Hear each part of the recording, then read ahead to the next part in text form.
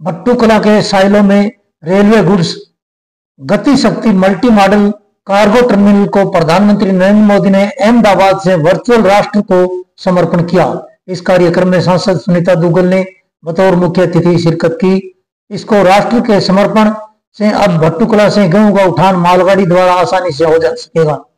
इससे अब अनाज देश के किसी भी कोने में अनाज पहुंचाने में कम से कम समय लगेगा और रेलवे को गति मिलेगी। इस कार्यक्रम में पशुपालन एवं डेयरी प्रकोष्ठ प्रदेश संयोजक राजपाल बेनीवाल, एडीएन आनंद स्वरूप, शशि प्रकार यातायात नियंत्रण रेलवे, चरणजीत सिंह नागपाल, DWT विपिन, पंचायत समिति वाइस चेयरमैन बंशीलाल, स्टेशन अधीक्षक वासुदेव भगत, माल बाबू सुरेंद्र, रोड़ीराम, सरपंच प्रतिनिधि आशु गोयल, पूर्व चेयरमैन जसवंत माचरा, संजय इंदौरा सहित अनेक लोग उपस्थित रहे। प्रधानमंत्री नरेंद्र मोदी ने वीडियो कॉन्फ्रेंस में बताया कि मंगलवार को देश के विभिन्न स्थानों पर 85,000 करोड़ से भी अधिक की रेल परियोजनाओं को शिलान्यास एवं राष्ट्र को समर्पण किया गया है।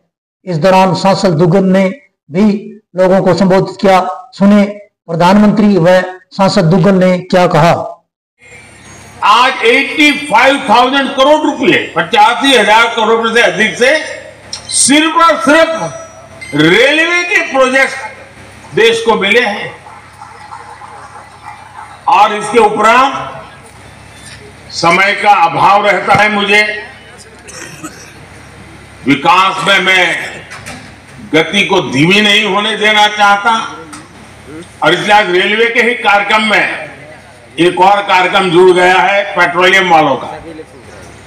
और दहेज में, गुजरात में दहेज में 20,000 करोड़ रुपए से अधिक की लागत से बनने वाले पेट्रोकेमिकल परिसर का भी शिलान्यास हुआ। और ये प्रोजेक्ट हाइड्रोजन उत्पादन के साथ साथ देश में पॉलीप्रोपिलीन की डिमांड को पूरा करने में अहम भूमिका निभाने वाला है। आज ही गुजरात और महाराष्ट्र में एकता मोल्ड्स का भी शिलान्यास हुआ है। ये 5 सालों में हम 6 ट्रेन जो है वो अपने सिरसा तक लेकर आए हैं और उन 6 ट्रेन के अंदर गोरखधाम ट्रेन है। गोरखधाम ट्रेन में जो हमारे पूर्वांचल के गरीब मजदूर किसान भाई जो हैं वो अपने खेतों के लिए जो यहाँ से अपने बच्चों के साथ आते थे, तो मुझे पूर्वांचल के कार्यक्रम में जाना पड़ा। तो उन्होंने मुझे बताया कि जी हम बड़ी मुश्किल से थोड़ा बहुत पैसा इकट्ठा करके जब वापस अपने प्रदेश में जाते थे तो हमें ट्रेन या तो भिवानी से लेनी पड़ती थी या दिल्ली से लेनी पड़ती थी और जो हमारा वो पैसा जमा किया होता था कहीं ना कहीं हमारी जेब कट जाती थी। तो आप सोच के देखो कि एक मजदूर आदमी बेचारा जो इतनी बड़ी मुश्किल से कुछ पैसा इकट्ठा करता है तो उसको कितनी दिक्कत होती थी।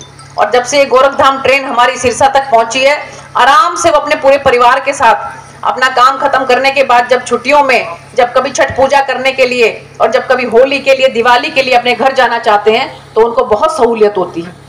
और अभी जो है, अभी कल परसों की ही बात है कि हमने जो एक ट्रेन हिसार में खड़ी रहती थी कम से कम भी 7-8 घंटे तक, उस ट्रेन का एक्सटेंशन जो उसका नाम भी था हिसार कोटा, हिसार कोटा, वो हिसार जयपुर कोटा होते हुए जाती थी।